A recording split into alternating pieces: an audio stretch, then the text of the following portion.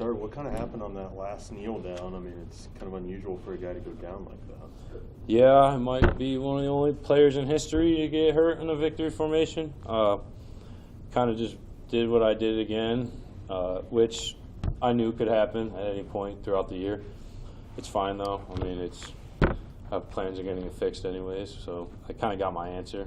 The question was, do I get it fixed or do I not? And God works in mysterious ways, and He gave me that answer. So yeah, I mean, it's of course, right? Sounds luck of a draw. What throughout the course of that game, what did you kind of see from your defense as far as what Iowa was doing and the energy level you guys were playing with? Yeah, I mean, I think the whole game we were knocking them out. I mean, I think we, did what we did all year. We were playing tough defense. They couldn't hit a run front side. They had to keep bending the backside. We kept, getting the backside fixed up too. They only scored, one touchdown?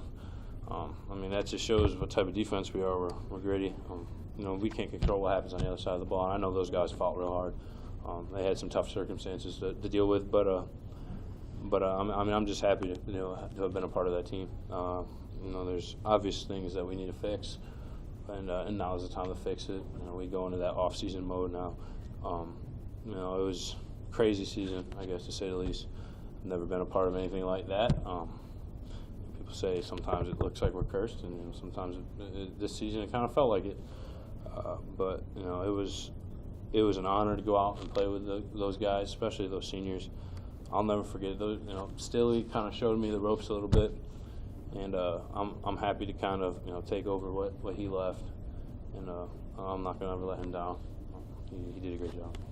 How different is a defensive line room going to look this offseason? I mean, we don't know. Damian hasn't said yet what he intends to do, but obviously Ben Stilley graduating, DeAndre Thomas potentially moving on. Yeah, I mean, they have decisions to make. I trusted them to make the right decisions for themselves. And when it comes down to that, there's a lot that goes into those decisions: family, what they want. So I hope we get some of them back. Just like when we lost a coach, it's hard losing family. Those guys have been such a crucial part of our D-line room for so long since I've been here. So without them is kind of a weird thought. But on the other side of that, I think Ty and I are ready to take over that room. Casey, what did you see on the sideline after that block punt, just in terms of energy from your guys and how the momentum changed there? I mean, it was just another one of those things that happened that we try so hard to not let happen, energy-wise, and we knew we were still in the game. It wasn't the defense was playing hard and dominating the whole game. It didn't change. That block punt didn't change anything. It just made it more of a challenge. Just go out there, put out the fire, and get our offense back on the field. When you say Stilley sort of showed you the ropes, how did he do that? What did he do to help you? Just leading by example. He's always doing the right thing. He always took me under his wing. He's the ultimate black shirt, really. So when you're a young guy, you're looking to grab on any knowledge, anything like that, and he did a really good job. It wasn't always the nicest way, but sometimes that's needed when you're a young football player.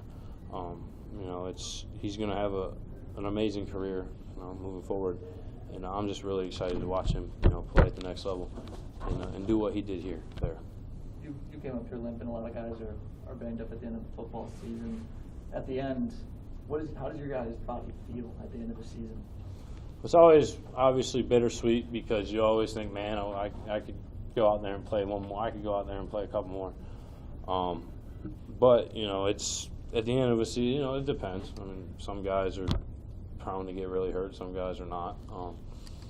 I'm obviously sore, but it's. The day that we're not sore and we're ready to roll again and we don't have practice, that's kind of going to be the day that we're like, dang, you know what I mean? So, it's just like after every game, you just want to get back out there. Sometimes you just can't. Besides getting healthy, I guess what are the things that you want to immediately, not just happen, but what are the things you want to work on for next year to get better? We got to close the gap between the young guys and the guys who played this year. And I think spring is going to be really important for them. We have guys who are coming up and they're on the rise. But I think we really need to focus on those guys. Right now, we don't know who we're losing or what that room's going to look like I said earlier. So It all depends on the decisions that are made throughout the next couple days or weeks.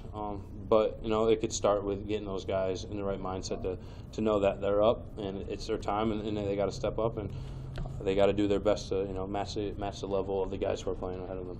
What type of